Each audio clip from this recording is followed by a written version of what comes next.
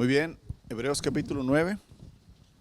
La semana pasada empezamos a ver el mobiliario del tabernáculo, o sea, todo lo que conlleva lo que está dentro del tabernáculo. ¿Por qué? Porque pudimos ver que es un diseño que Dios le dio al pueblo de Israel.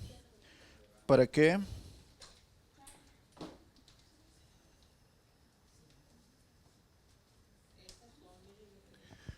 Para poder entender, ¿verdad?, el ministerio sacerdotal del Señor Jesucristo. Cómo es que el Señor Jesús, ¿verdad?, cumple la función del sacerdote, del sacrificio, cómo cumple la función de las ofrendas, cómo cumple la función, ¿verdad?, en la menorá. Él es la luz, el pan, ¿verdad?, cómo es nuestra sustento.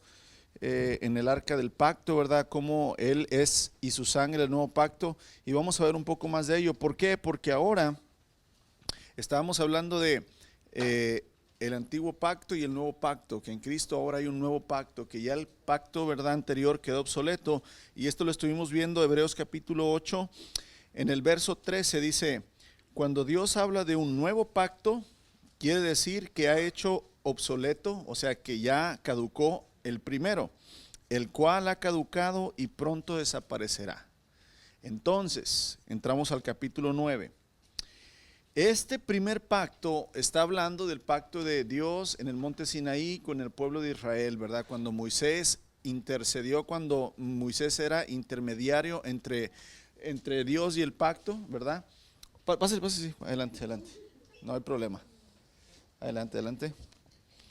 Entonces dice, este primer pacto entre Dios e Israel incluía ordenanzas para la adoración y un lugar de culto aquí en la tierra. Sí, en la Biblia, hermanos, Hebreos 9, verso 1. Entonces, estamos viendo que el escritor de Hebreos, Hebreos 9,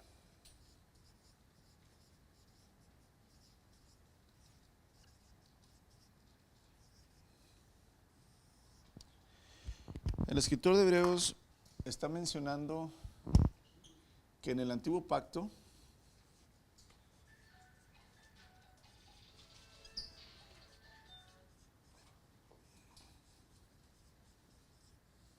Dios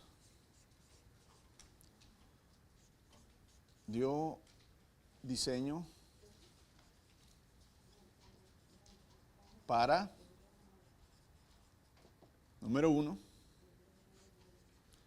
la adoración.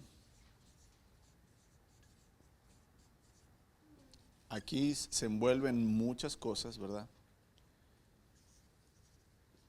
Y el lugar.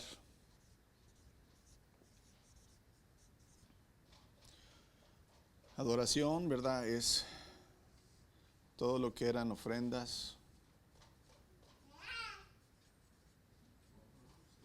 sacrificios, oraciones, fiestas o celebraciones sagradas, claro, ¿verdad?, no las fiestas de cumpleaños, fiestas sagradas.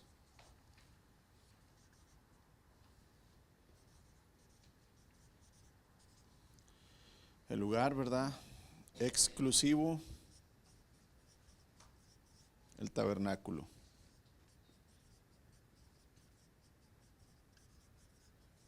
Ay, no me acuerdo que íbamos a ver el video.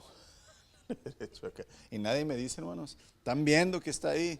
Y nadie, sí, escríbale, pues escríbale todo lo que quieras, ¿verdad? Ahorita lo borro. Nos está diciendo el verso 1. En el antiguo pacto, en el primer pacto que Dios tuvo con Israel, Él incluía ordenanzas de adoración y un lugar de culto aquí en la tierra. Ese tabernáculo, ¿cuál tabernáculo? El que tienen ustedes en sus manos, ¿verdad?, en la página que les di. Ahorita vamos a verlo con más detenimiento. Si ven aquí está, ¿verdad?, el tabernáculo. Ahí está, ok. La semana pasada empezamos a verlo, dimos un viaje 3D, ¿verdad?, por él. Dijimos cómo es que Dios estaba, ¿verdad?, en medio del pueblo inmediatamente pegado al tabernáculo estaban los levitas, la tribu de Leví, y luego todo el campamento de Israel, hermanos. No estamos hablando de 1000, no estamos hablando de 100,000, no estamos hablando de 1,000,000, estamos hablando más o menos de 1,500,000, 2,000,000 de personas. Era una cantidad enorme, el pueblo de Israel, Dios en medio de ellos. Y entonces Dios establece un diseño de adoración y un lugar exclusivo. No podía ser en la casa de cada quien, en la hora que ellos quisieran, en el día que ellos quisieran, en la forma que ellos quisieran. Tenía que ser, ¿verdad?, cumplido el diseño del Señor, para poder entonces recibir la bendición del pacto. Porque recordamos la semana pasada, ¿quién es el que hizo el pacto? Dios con Israel, no Israel con Dios. Dios propuso todas las cosas, todas las ordenanzas, todas las cláusulas. Israel accedió a cumplir el pacto. Entonces ya estamos hablando cómo el escritor de Hebreos hace la comparativa, ¿verdad?, del antiguo pacto, y ahora nos está introduciendo al nuevo pacto, y cómo el Señor Jesús, hermanos, hace la función de todas estas cosas que tenemos ahí, que vamos a ver hoy. Y quiero empezar, la semana pasada pudimos ver cómo está conformado, ¿verdad?, el tabernáculo, pero vimos un simbolismo, vimos la menorá, ¿verdad?, o sea, el candelabro de oro. ¿Se acuerdan cómo ese candelabro refleja la persona y el ministerio de Jesús? Y el significado, ¿verdad? Hoy vamos a ver el significado de la arca del pacto. Y alguien trae un wipe, un Kleenex que me regale, por favor, que no esté usado.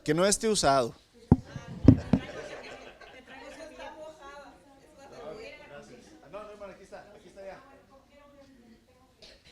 Dije, no vaya a traer ahí productos ya.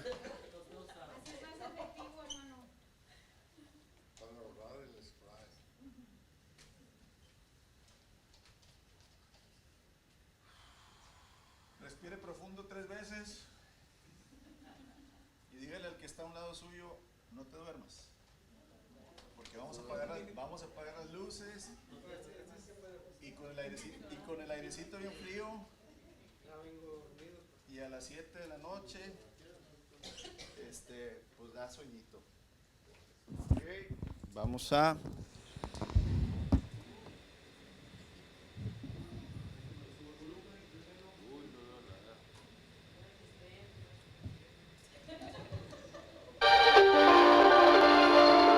El Arca de la Alianza es quizás uno de los artefactos más sagrados y conocidos de la Biblia.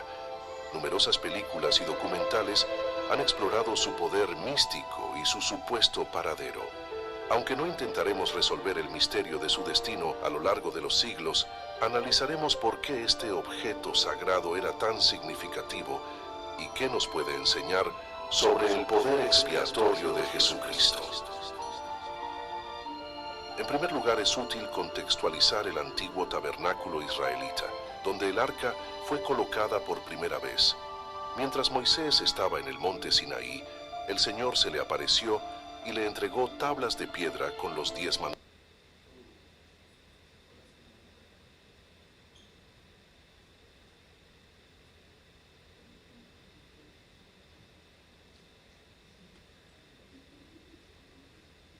mandamientos.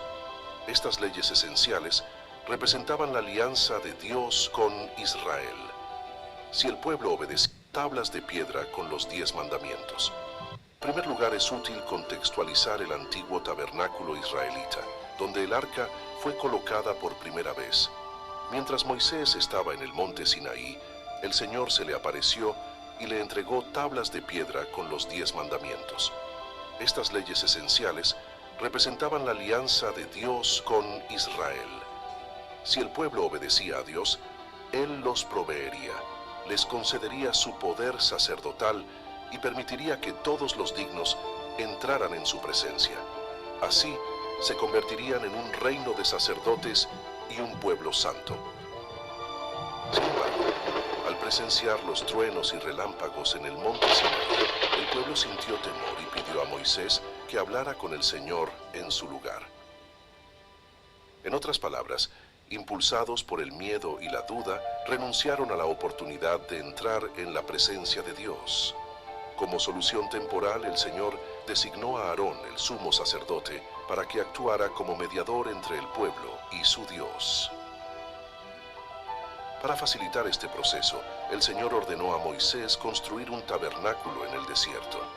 Este sirvió como un prototipo del retorno a la presencia de Dios, mostrando a Israel cómo entrar simbólicamente en el espacio sagrado a través de la mediación de los sacerdotes designados por él.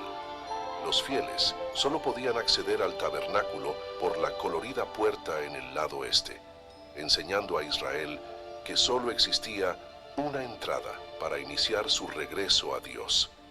Después de la entrada se encontraba el altar del sacrificio, donde aprendían que solo a través del derramamiento de sangre podían reconciliarse con Dios.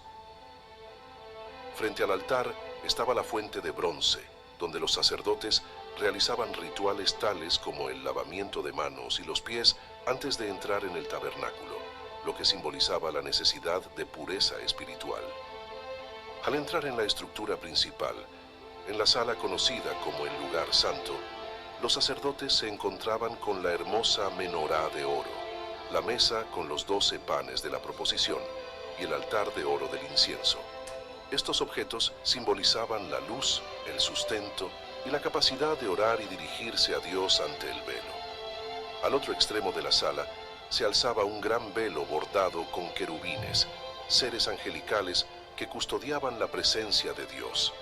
Solo el sumo sacerdote podía traspasar este velo, y únicamente una vez al año en el día de la expiación. Al atravesar el velo, el sumo sacerdote se encontraba con el arca de la alianza, en el centro de la sala llamada el lugar santísimo. Este era el espacio más sagrado, donde el Señor se comunicaba con su pueblo, y donde el sumo sacerdote intercedía ritualmente en su favor. Con este contexto, hablemos ahora del Arca de la Alianza. Era una caja de madera de acacia o madera de shittim, recubierta de oro. La acacia es uno de los pocos árboles que crecen en los desiertos donde los hijos de Israel vagaron durante 40 años. Debido al clima adverso, con poca humedad y calor abrasador, la madera de acacia es extremadamente duradera, lo que la convierte en una excelente opción para un objeto tan sagrado. Algunos autores han sugerido que la resistente madera de acacia recubierta de oro podría simbolizar al Salvador, quien creció en la árida tierra de Israel, pero estaba revestido de la divinidad de Dios. El arca tenía forma rectangular y era de un tamaño similar al de un baúl de ajuar o un cofre de marinero. En la parte superior se encontraba el propiciatorio, una tapa de oro macizo adornada con 2 querubines bellamente labrados y modelados en oro. A los lados del arca había 4 argollas de oro por donde se insertaban 2 varas para su transporte. A diferencia de los demás muebles del tabernáculo, estas varas nunca debían ser removidas de las argollas. La ubicación del arca en el centro del lugar santísimo destacaba su importancia suprema. Durante el sagrado ritual del día de la expiación, el sumo sacerdote seleccionaba 2 machos cabríos y echaba suertes sobre ellos. A uno, llamado el chivo expiatorio, se le transferían simbólicamente todos los pecados de Israel, y luego era enviado al desierto para morir. El otro era sacrificado, y su sangre se llevaba al lugar santísimo, donde se rociaba sobre el arca de la alianza 7 veces. La palabra expiación proviene del hebreo kafar, que significa cubrir o borrar. Este ritual enseñaba a Israel que solo mediante el derramamiento de sangre se podía entrar en la presencia de Dios. Dentro del arca se guardaba una urna con maná, las tablas de piedra y la vara de Aarón que había florecido. Se llamaba el Arca de la Alianza porque estas 3 reliquias sagradas recordaban la alianza entre el Señor y su pueblo. El cuenco de maná simbolizaba la providencia de Dios, un recordatorio físico de que el Señor había provisto el pan diario a Israel durante su estancia en el desierto.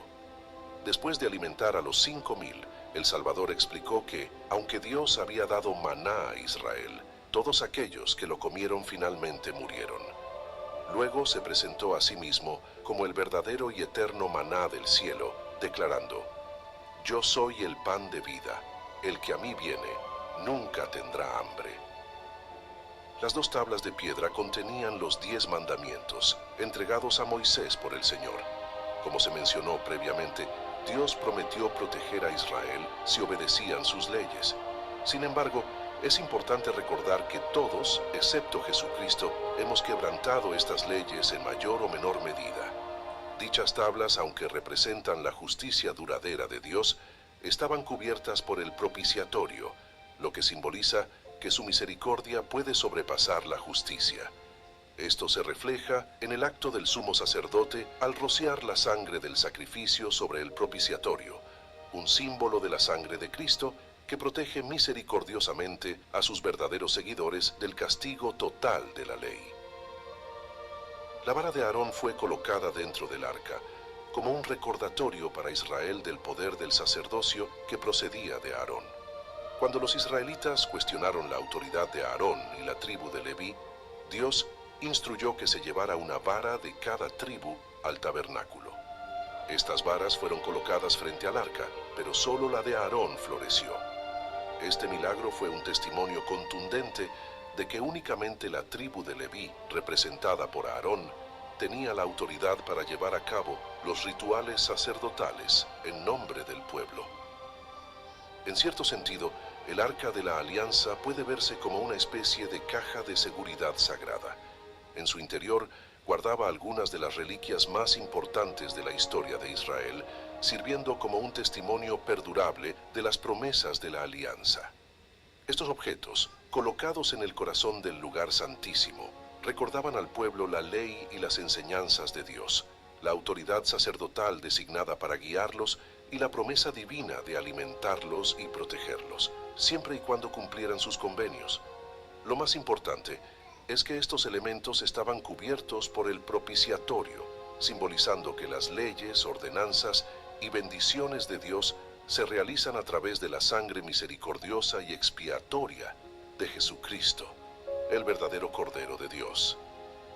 En el libro de Hebreos, el autor describe con gran detalle el tabernáculo y los antiguos rituales. Explica que el sumo sacerdote debía entrar en el lugar santísimo cada año para hacer expiación por el pecado, lo que evidenciaba que esta ordenanza no era permanente ni definitiva, ya que tenía que repetirse regularmente. Luego se refiere a Jesucristo como nuestro gran sumo sacerdote, quien solo necesitó entrar una vez y para siempre. Con el sacrificio del Salvador no hubo más necesidad de sacrificios animales. La expiación definitiva se había realizado, cubriendo a todos aquellos que se arrepientan de sus pecados y pongan su fe en Cristo. El escritor de Hebreos también añade estas poderosas palabras sobre el acceso al lugar santísimo. Acerquémonos, pues, confiadamente al trono de la gracia, para alcanzar misericordia y hallar gracia para el oportuno socorro. Qué agradecidos podemos estar de tener al gran sumo sacerdote, Jesucristo, quien ha tomado sobre sí los pecados del mundo. Al igual que el antiguo sumo sacerdote, el Salvador es el mediador entre nosotros y Dios. Gracias a su sangre, derramada en Getsemaní y en la cruz, todos podemos regresar a la presencia del Padre, purificados y sin temor.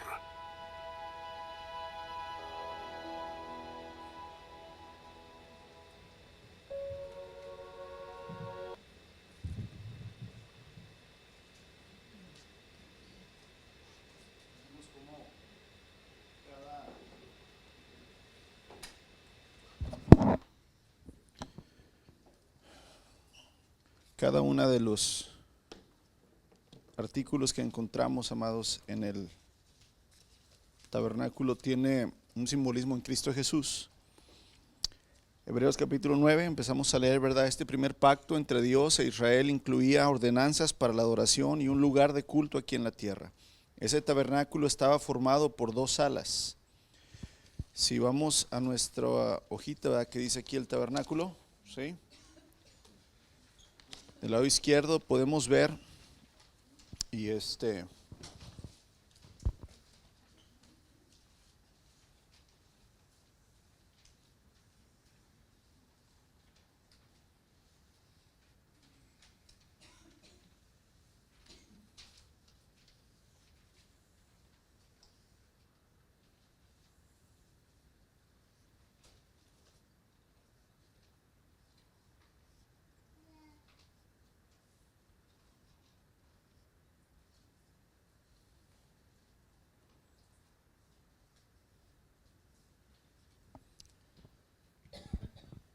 podemos ver, ¿verdad?, el lugar santo, que es este lugar santo, y este es el lugar santísimo.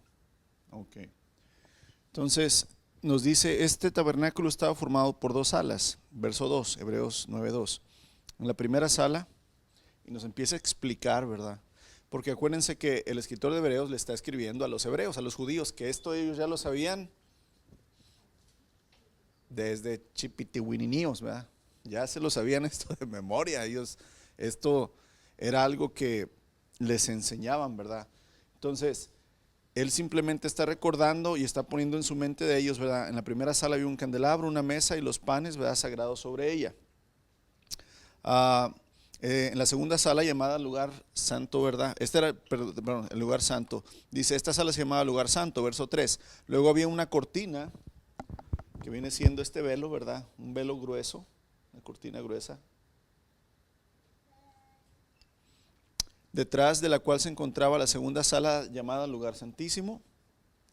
En esta sala había un altar de incienso de oro para el incienso y un cofre de madera conocido como el arca del pacto, la cual estaba totalmente cubierta de oro.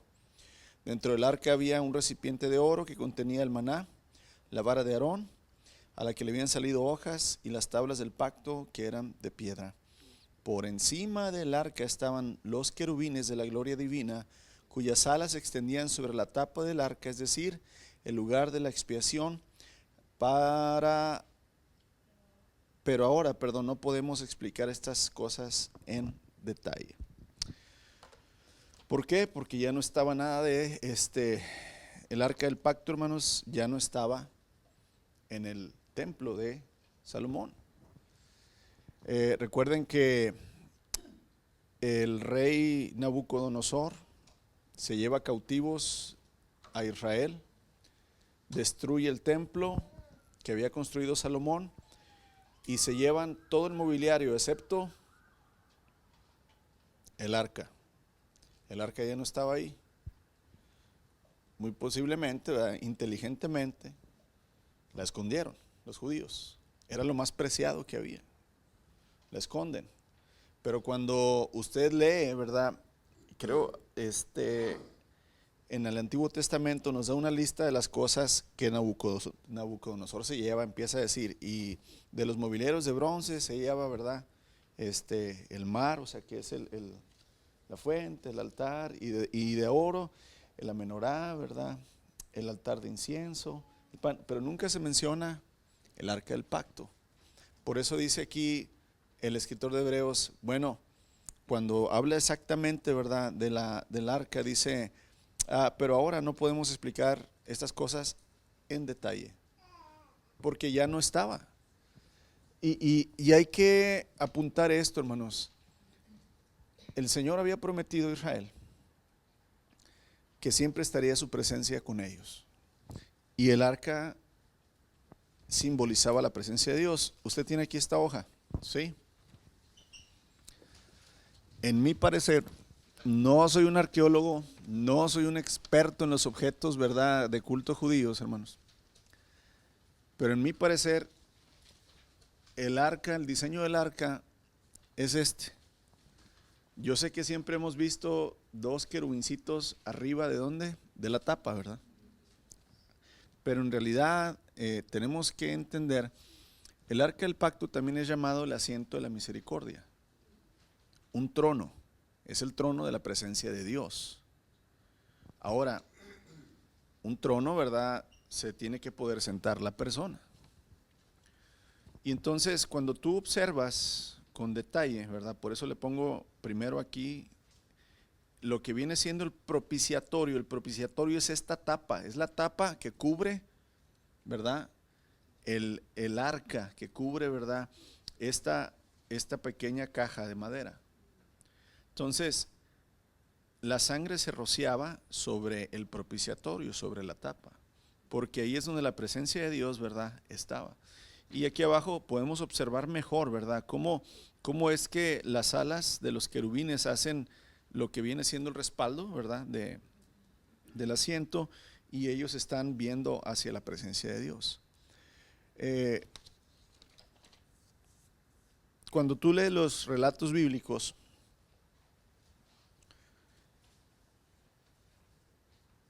Dios le dio el diseño, ¿verdad?, de todas las cosas que se iban a construir en el tabernáculo a Moisés.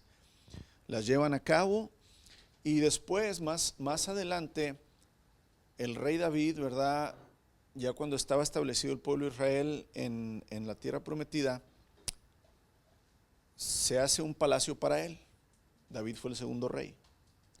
Cuando él se hace su palacio, él se acuerda y dice: oye, yo ya estoy viviendo en un palacio, pero el Señor, el arca del pacto, está en una tienda. Acuérdense, ¿verdad?, que pues está en una tienda. Prácticamente un tabernáculo, ¿verdad?, es una tienda, una carpa. Entonces David se pone a pensar: ¿cómo yo ya me hice un palacio y el Señor vive bajo una tienda? Entonces David se le ocurre, ¿verdad?, tiene una buena idea para servir al Señor. ¿Cuántos hemos tenido buenas ideas para servir al Señor? Muchos, ¿verdad? La pregunta sería: ¿pero Dios te preguntó qué necesita tu idea? David tuvo un buen deseo. Y el relato bíblico cuenta, ¿verdad?, que entonces David dijo: traigan el arca, traiganla a Jerusalén. Pero no consultaron, hermanos, lo que dice Hebreos capítulo 9, verso 1 y 2. Dios había establecido muy claramente las ordenanzas de cómo adorar, inclusive de cómo se iba a trasladar el arca. David, hermanos, manda por el arca, la suben a una carreta estirada por bueyes. Y ahí va el pueblo, ¿verdad?, bien contento. Y David, pues: ay, Señor, ya vamos a traer el arca a Jerusalén y la vamos a tener aquí cerquita. Y ahí va, hermanos, el arca arriba de la carreta. Dice que de repente la carreta se atora. Uno de los siervos de David, con una buena idea, quiso detener el arca, y dice que en ese momento el Señor, ahora sí, como decimos, lo partió un rayo. ¡Pum! El Señor lo exterminó a ese hombre. Y todo el pueblo se quedó como que: ¿qué acaba de pasar? Estamos trasladando el arca del Señor a Jerusalén porque queremos tenerlo cerca, queremos construirle un templo, y el Señor lo que hace es tomar la vida de este hombre que quiso detener el arca para que el arca no se cayera. Y aquí, hermanos, puede haber una confusión muy grande, ¿no? Pero entonces David se entristece bastante y dejan el arca cerca de una casa que estaba ahí, Obed-Edom, creo que se llamaba, ¿sí? El hombre, ¿verdad? Y David empezó a preguntar: ¿por qué, Señor? ¿Por qué? Y entonces, hermanos, el Señor le dijo: es que yo dejé establecido, David, cómo se debía inclusive trasladar el arca. No es con bueyes y una carreta, son los levitas, mis sacerdotes, los que van a, ¿verdad? Entonces ya David dijo: perdón, Señor. Y aquí hay una enseñanza bien grande, hermanos, para nosotros, en que muchas veces, o más bien dicho, todo el tiempo, vamos a querer servir a Dios como sus hijos, y lo vamos a querer servir de la manera que nosotros pensamos que es mejor servirle. Pero la pregunta sería, pero lo que estoy haciendo, en la forma que lo hago, ¿es como realmente agrada a Dios? Ahí va un simple ejemplo. En la forma que oras, tu oración diaria, ¿será una forma que agrada a Dios? En la forma que oras. Porque orar es algo que necesitamos hacer, que necesitamos desear, es algo muy bueno. Pero en la manera que oras, ¿será una manera en que Dios lo acepta? Ahí va el ejemplo. Para empezar, Dios dice, ve y ponte a cuentas con tu hermano.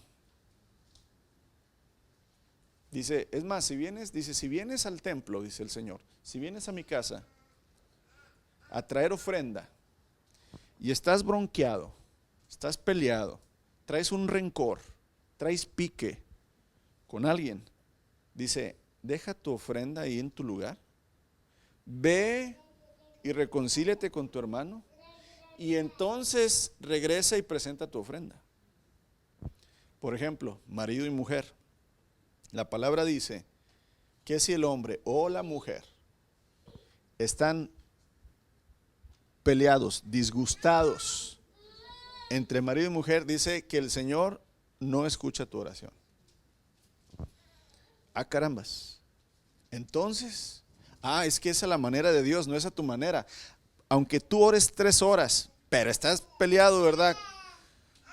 Con el Jani o con la Jani, el Señor dice, no me importa que ores 24 horas, mientras que tú no te reconcilies con tu esposo, tu esposa, tu hermano, van a estar cerrados, ¿verdad? Mis oídos. Entonces no nada más es como, yo quiero hacer algo para Dios y es más, voy a hacer esto para Dios porque en la palabra lo dice, sí, pero lo tienes que hacer como Él lo dice, no nada más por hacerlo. Inclusive cantar, dice el apóstol Pablo, ahí a los Corintios, tenemos que cantar, pero hay que cantar con Él. Entendimiento. ¿Sabes lo que estás cantando? ¿Sabes por qué lo cantas? ¿Sabes a quién lo cantas? Y entonces, hermanos, aquí es donde el escritor de Hebreos, sí, está resaltando que Dios puso ordenanzas para todas las cosas. Yo les dije hasta la vez pasada, hasta para ir al baño, en el campamento de los israelitas el Señor había puesto cómo debíamos ir al baño. Sí, y el pañuelo rojo. Entonces, aquí la idea es entender, Dios estableció pactos, Él fue el que puso todas las cláusulas y tú y yo o nos sometemos a ese pacto y a lo que Él dice o mejor que no lo hacemos, así de sencillo. Y entonces cada una de las cosas que vemos aquí, hermanos, en cuanto, ¿verdad?, al mobiliario del tabernáculo, tienen sus porqués. El altar, ¿verdad? El altar de bronce. Bueno, nada más vamos a leer esta, que sí está la letra grande, ¿verdad? Porque ya todos me dijeron que sus ojitos están viejitos y que no pueden leer bien, que está muy chiquita, ¿verdad? Bueno, eso sí está grande. El tabernáculo y su atrio, el atrio quiere decir el patio, ¿sí? El tabernáculo y su patio fueron construidos no según un modelo establecido por Moisés. Ni fue Moisés el diseñador ni Aarón, hermanos. Fue Dios. Inclusive, por eso les di esta hoja, hasta Dios les dijo quién se iba a poner de cada lado. Tales tribus se van a poner al sur, tales tribus se van a poner al este, tales tribus al oeste, tales tribus al norte. A mí me van a poner, ¿verdad? La puerta del tabernáculo tiene que dar hacia acá, hacia allá, todo lo decidió completamente el Señor. Estudiamos el tabernáculo, hermanos, para comprender los pasos dispuestos por Jehová, Yahweh, para que un pueblo pecador pueda aproximarse a un santo Dios. Como vimos ahorita en el video, Dios siempre ha estado cerca del hombre. Él creó el jardín del Edén, ¿para qué? Para poder convivir con su creación, con el hombre. Nosotros nos separamos de Él. Nosotros no cumplimos, ¿verdad?, con las ordenanzas que el Señor le dio a Adán. Adán, de todo árbol puedes comer, que está en el huerto, pero de este árbol no. El día que lo hagas, en verdad te digo que vas a morir. Muerte significa separación. Adán comió y Dios lo separó, lo echó fuera de su presencia. Aún, hermanos, el Señor siguió teniendo contacto con el hombre, porque tú puedes ver que Dios conversa con Caín, así como tú y yo estamos haciéndolo. Y eso que Caín era un hombre severo, malo. Vemos, ¿verdad?, que ya después con el tiempo dice, y entonces los hombres empezaron a invocar el nombre del Señor. El Señor se apartó, hermanos, pero no porque Él quiso hacerlo, sino porque nosotros nos apartamos de Él. Pero entonces el Señor, ¿verdad?, bajó cuando el pueblo de Israel, ya el Señor lo sacó de Egipto, cuando mostró las 10 plagas, cuando lo hizo pasar en medio del mar y lo llevó al desierto. Ahí en el monte Sinaí el Señor vuelve a presentarse al pueblo. El pueblo tuvo tanto miedo de Dios que lo rechazaron, hermanos. Ellos le dijeron a Moisés, Moisés, esto está en Éxodo capítulo 20, Moisés, que Dios ya no nos hable, porque vamos a morir. Mejor tú habla con Dios, y lo que te diga a ti, tú no lo dices a nosotros, y nosotros te vamos a creer. Imagínate, hermanos, el Señor hablándole al pueblo y queriendo, ¿verdad?, que el pueblo le conozca, y el pueblo por temor, porque sabían que eran pecadores y no merecían, ¿verdad?, la separación. ¿Qué hace el Señor? Entonces el Señor hace un diseño. Esto ya estaba en el plan de Dios, para que el pueblo pueda acercarse a la presencia de Dios y para que la presencia de Dios esté cerca de ellos en todo tiempo.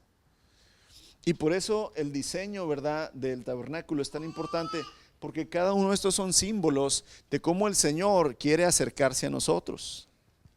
El tabernáculo, hermanos, se construyó más o menos en el año 1440 antes de Cristo. Nada más para poner aquí, ¿verdad? Nacimiento de Jesús. Si ponemos una línea de tiempo, ¿verdad? Aquí nosotros estamos en el 2024. Ok. Entonces, el nacimiento del Señor Jesús le llamamos el año cero, ¿sí? O sea, estamos a 2400 años, ¿verdad? El Señor, entonces, esto es DC, ¿verdad?, que le decimos después de Cristo. Aquí es, ok, de aquí para acá es, y de aquí para acá es antes de Cristo. Antes de Cristo. Entonces estamos hablando que 1400 años antes de Cristo el tabernáculo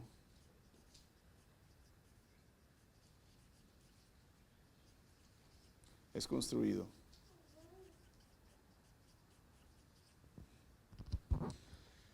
Entonces estamos hablando, hermanos, que por más de 1000 años el pueblo de Israel, ¿verdad?, ha estado con las mismas ordenanzas, con los mismos, ¿verdad?, sacrificios, ofrendas. Y después, en el año 70, después de que Cristo nace, ¿sí?, Jerusalén es destruida por los romanos. Con ella es destruido el templo.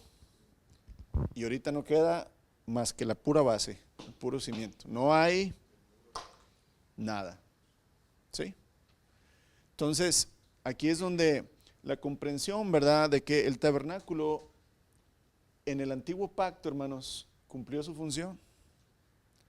Y el Señor lo canceló, lo acabamos de leer, ¿verdad?, en el verso 13, 8:13. Cuando Dios habla de un nuevo pacto, quiere decir que ha hecho obsoleto al primero, el cual ha caducado y pronto desaparecerá. Aquí muy posiblemente, hermanos, cuando está escribiendo la carta a los hebreos, no ha pasado el año 70.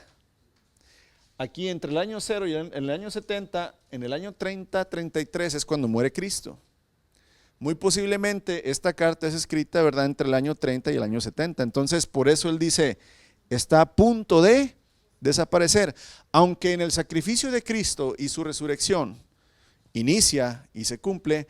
Pero acuérdense que esto Dios tiene que desarraigar de los judíos todo lo del tabernáculo y todo, hermanos, lo del templo y los sacrificios y los chivos expiatorios y el altar y el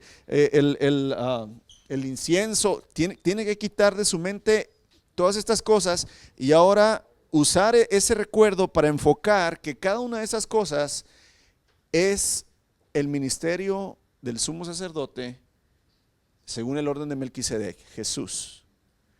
Y aquí por eso les recuerda y empieza él a nombrar, ¿verdad?, cada una de estas cosas. Vemos el verso 6, 9:6, Hebreos 9:6. Cuando estos elementos estaban en su lugar, ¿cuáles elementos? Pues cada uno de estos. Cuando estos elementos estaban en su lugar, los sacerdotes entraban con regularidad en la primera sala. Acuérdense que nada más los levitas, los hijos de Aarón y su familia, entraban cada día. Y acuérdense que había que cambiar los mecheritos, ¿verdad? Las mechas y el aceite de el candelabro. Todos los días, en la mañana y en la tarde. Había que estar cambiando los panes. Eran 12 panes, ¿verdad?, que se ponían aquí en la mesa. Se tenía que estar poniendo incienso, ¿verdad?, en la mañana y en la noche también. Carbón. Entonces, entraban continuamente los sacerdotes para hacer sus funciones. Todos los días, todos los días. Todos los días también la gente venía y se hacían sacrificios, ¿sí? Antes de entrar al tabernáculo siempre se tenían que lavar, ¿verdad?, las manos y los pies los sacerdotes. Todos los días esto tenía función. Aquí no. Acuérdense que esto es una vez al año entrar aquí. Pero todos los días aquí nos está diciendo, cuando estos elementos estaban en su lugar, los sacerdotes entraban con regularidad en la primera sala durante el cumplimiento de sus deberes religiosos. Pero solo el sumo sacerdote entraba al lugar santísimo, y lo hacía solo una vez al año. Siempre ofrecía sangre por sus propios pecados y por los pecados que el pueblo cometía.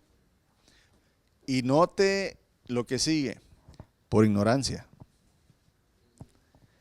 Ahí va.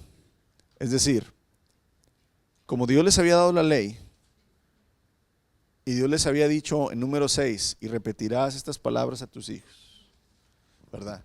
Y se las vas a decir cuando andes en el camino, cuando estés en tu casa, cuando te acuestes, les vas a poner, ¿verdad?, alrededor de tus puertas. O sea, tú les vas a enseñar a tus hijos mi ley, mis ordenanzas, para que ellos sepan hacer el bien y eviten el mal.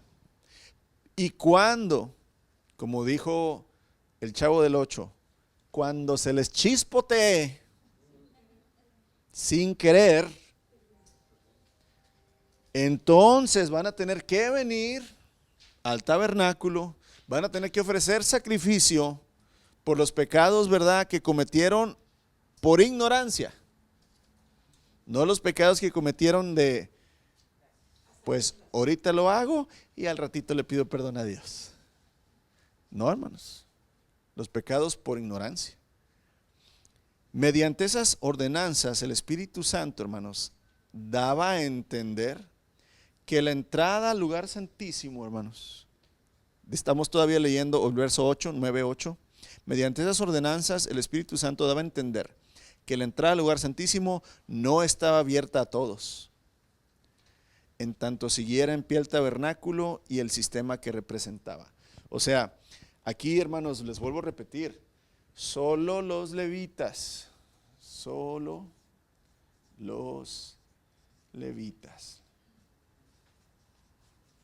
podían entrar. Y luego de los levitas al lugar santísimo,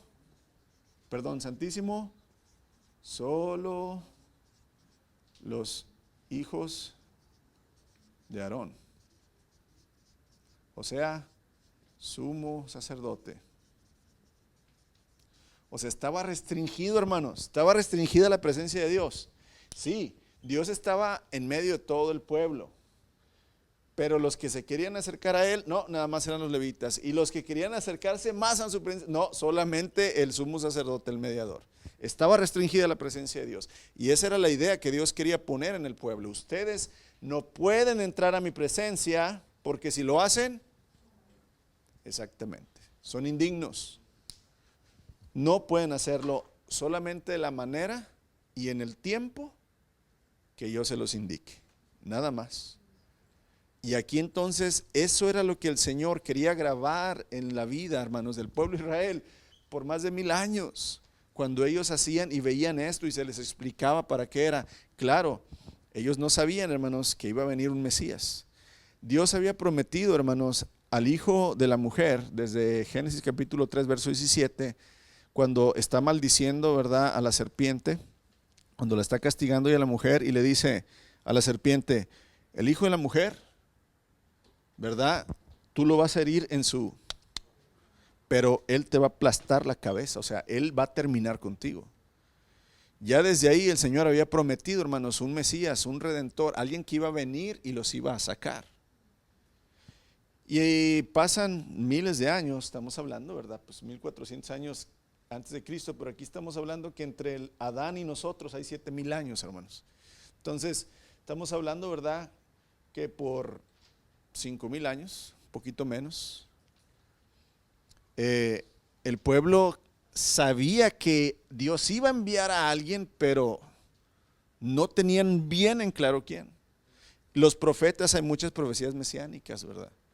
Inclusive Moisés, hermanos, les dice, el Señor les levantará un profeta como yo, pero a él sí van a oír. Y hay muchas profecías acerca del Señor Jesús, y cada uno de estos elementos que vemos aquí apuntaba precisamente al ministerio del Señor Jesucristo. Pero sabemos, hermanos, que no es hasta que el Señor revela que podemos entender. Ellos estuvieron haciendo esto continuamente, año tras año, cientos de años, más de 1000 años, pero no hubo entendimiento. Pero hasta que vino el Señor, ¿verdad?, y nos abrió los ojos y nos reveló, y entonces esa es la intención, ¿verdad?, de aquí del escritor de Hebreos, precisamente. Tomar otra vez lo que el pacto antiguo era, introducir el nuevo pacto y enfocarlos ahora en Cristo Jesús. Él es el sumo sacerdote, según el orden de Melquisedec, no el orden de Aarón. Él es más que los profetas, Él es más que los ángeles, Él es más que Moisés, Él es más que la ley, Él es más que los sacrificios, Él es mayor, superior, Cristo. Y esa es la intención, ¿verdad?, del escritor de Hebreos, hermanos. Porque luego continúa en el verso 9, Hebreos 9:9. Esta dice, esta es una ilustración que apunta al tiempo presente. Acuérdense, él está hablando aquí y él se está refiriendo, todas estas cosas eran ilustración de lo que ahora sucedió, o sea, de lo que Cristo es. Pues las ofrendas y los sacrificios que ofrecen los sacerdotes no pueden limpiar la conciencia de las personas que los traen. Pues ese sistema antiguo, ese pacto, solo consiste en alimentos, bebidas, porque acuérdense, cuando tú empiezas a leer Levíticos, acuérdense que el pueblo de Israel no podía comer ¿qué? Muchas cosas, puercos, camellos, murciélagos, conejos, no podía comer muchas cosas, no podían tocar muchas cosas. Si mi mamá moría, yo no podía ir a abrazarla, madre, porque iba a quedar ceremonialmente impuro. Tenían muchas ordenanzas. Entonces aquí él otra vez hace referencia a eso, dice, pues las ofrendas, los sacrificios que ofrecen los sacerdotes no pueden limpiar la conciencia de las personas. Verso 10, pues ese sistema antiguo solo consiste en alimentos, bebidas, diversas ceremonias de purificación, es decir, ordenanzas externas de afuera, que permanecieron vigentes solo hasta que se estableció un sistema mejor. ¿Quién es ese sistema mejor? Cristo Jesús. Él es, ¿verdad?, el nuevo pacto. Él dijo, he aquí, ¿verdad?, la copa, he aquí el pan. Esta es la copa del nuevo pacto que hago, ¿verdad?, por medio de mi sangre. El que beba esta copa y el que coma, ¿verdad?, de este pan, entonces, ¿verdad?, va a entrar en mi pacto. Y continuaremos viendo lo que es el nuevo pacto, hermanos, pero primero pues aquí habíamos que tener la referencia, al menos, ¿verdad?, de entender un poquito más por qué el escritor de Hebreos siempre habla del tabernáculo, que el arca del pacto, por qué habla de eso, pues para que entendamos. Ahora, la última cosita, si usted va a Levítico,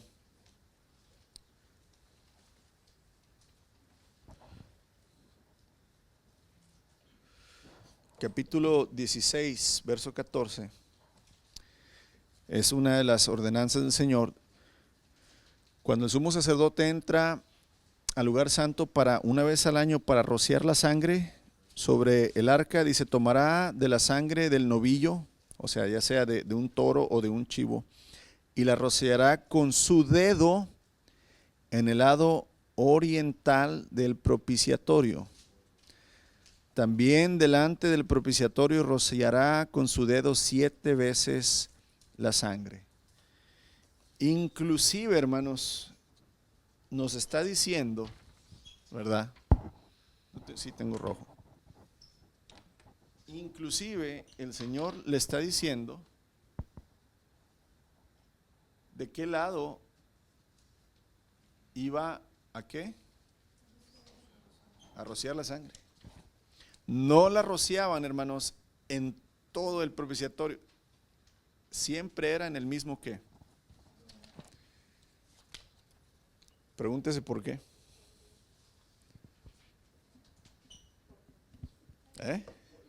Pregúntele al Espíritu Santo por qué.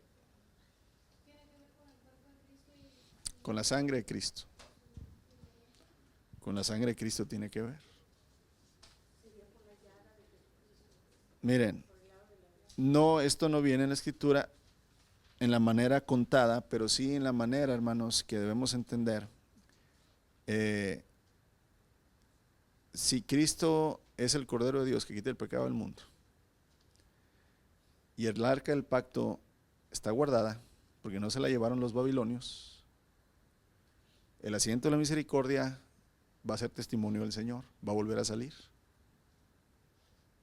Y veremos que la sangre del Cordero de Dios fue rociada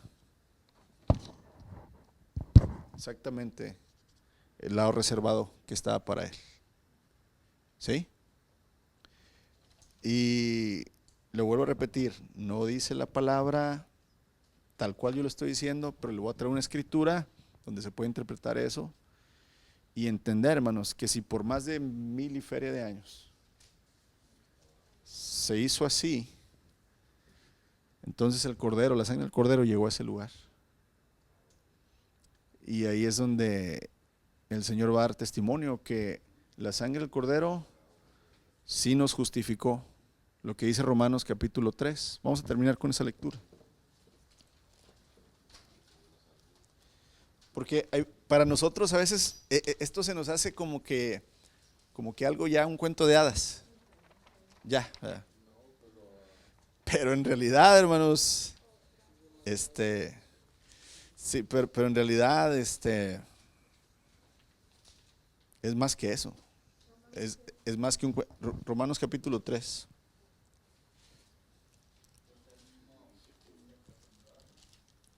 ¿Perdón? Su propia sangre cayó sobre ese propiciatorio, hermanos.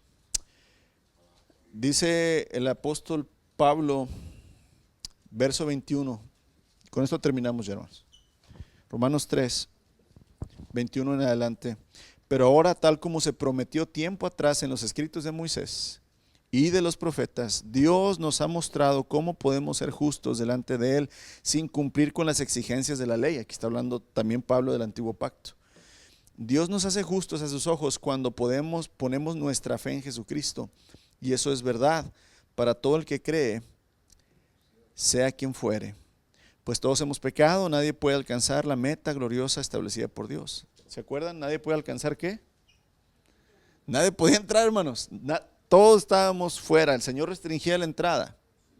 Sin embargo, con una bondad que no merecemos, Dios nos declara justos por medio de Cristo Jesús, quien nos liberó del castigo de nuestros pecados. Pues Dios ofreció a Jesús como el sacrificio por el pecado. ¿Quién lo ofreció? No fueron los romanos, no fueron los judíos, fue el Señor quien lo ofreció, hermanos. Dios, verdad, dice, lo ofreció a Jesús como el sacrificio por el pecado. Las personas son declaradas justas a los ojos de Dios cuando creen que Jesús sacrificó su vida al derramar. Y la pregunta sería, ¿dónde derramó su sangre el Señor?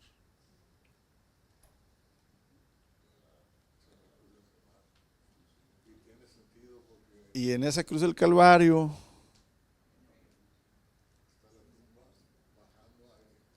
Tenemos que entender, porque yo desde chiquito decía, pero ¿por qué la sangre del Señor se derramó en la tierra? La tierra no es testimonio. El espíritu y el agua es testimonio, y por eso también se llama el arca del testimonio. Esta se llama el arca de la alianza, el arca del testimonio, el asiento de misericordia, tiene varios nombres. Entonces dice aquí, ese sacrificio muestra cómo Dios actuó con justicia cuando, las personas son declaradas justas a los ojos de Dios cuando creen que Jesús sacrificó su vida al derramar su sangre. Ese sacrificio muestra que Dios actuó con justicia cuando se contuvo y no castigó a los que pecaron en el pasado, porque miraba hacia el futuro y de ese modo los incluiría en lo que llevaría a cabo en el tiempo presente. Acuérdense, Pablo pues ya está viviendo después del sacrificio de Cristo. Por eso lo llama tiempo presente. Dios hizo todo eso, todo esto, y luego sacrificar a su Hijo para demostrar su justicia, porque Él mismo es justo e imparcial y declara a los pecadores justos a sus ojos cuando ellos creen en Jesús. Entonces, el Señor, hermanos, es maravilloso, es glorioso. Él tiene sus secretos que nosotros no los sabremos hasta que Él regrese, pero que sí podemos tener noción de lo que sucedió y lo que sucede por medio de lo que Él ya ha establecido. Así es que sea el Señor, hermanos, siempre confirmando su testimonio de Él, su pacto, y nosotros creamos plena y completamente, ¿verdad?, lo que en la palabra está, siempre pidiendo al Espíritu Santo, hermanos, que sea Él quien nos revele y quien nos dé la verdad y nos quite los ojos de las cosas fabulosas, de las cosas de mentira, de las cosas que no son verdad, por parte de Dios. Señor Jesús, gracias porque eres maravilloso, Señor, y podemos ver en tu palabra cómo tú eres el centro de todas las cosas, cómo tú eres, Cristo Jesús, lo único que necesitamos. Tú eres, Padre bendito, aquel que lo es todo, que lo llena todo. Y Padre bendito, pues queremos siempre depender de ti, queremos siempre estar en ti, queremos siempre, Señor, poder gozar de tu presencia y de esa manera, Señor, pues disfrutar ese sacrificio, esa bendición de la vida eterna que ya nos has dado por medio de la fe en Cristo Jesús, tu Hijo. Te bendecimos, te amamos, Señor, te damos gloria y honra. En tu nombre oramos. Amén. Gracias, hermanos.